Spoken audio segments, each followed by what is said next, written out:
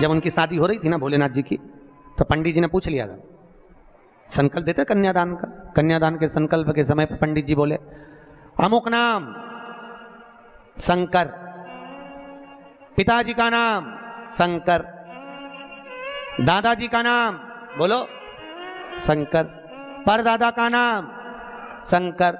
इतने में पंडित जी को बुरा लग गया। पंडित जी ने सोचा बताओ ब्याह करने आया है कि नशे में आया है?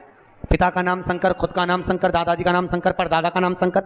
इतने में तुरंत पंडित जी उठ के खड़े होकर हिमालय राज से बोले, वहां भोलेनाथ जी के सम्मुख में हिमालय राज से बोले, हिमालय राज ये कैसा दूल्हा, अपनी लड़की को तुम्हें इसके साथ बिया रहे हो, नशेले के साथ, गंजेड़ी भंगेड़ी के साथ, इसे इतनी सोच नहीं कि अपने पिताजी का नाम क्या है।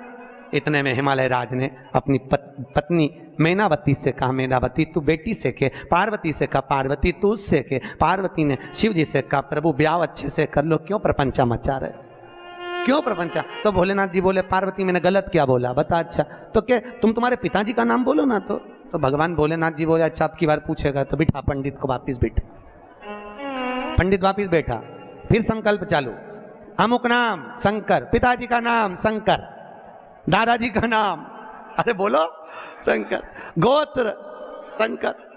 इतने में तो पंडित को लगी बहुत मिर्ची। पंडित तो उठ के शादी के मंडप से बाहर, पार्वती जी ने शिव जी के चरण पकड़ लिए। बड़ी मुश्किल से एक पंडित आया, क्योंकि तुम बारात ऐसी लाए थे सब देख के भग गए, एक ही बच्चा, तुम उसको भगा दोगे तो शादी कौन कराएगा। इतने में शंकर भगवान बोले, वही कराएगा जो भी भाग के गया, तो चिंता मत कर। शंकर जी ने गले में से हार को उतारा और कहा जा रे जरा धोती में घुस जा।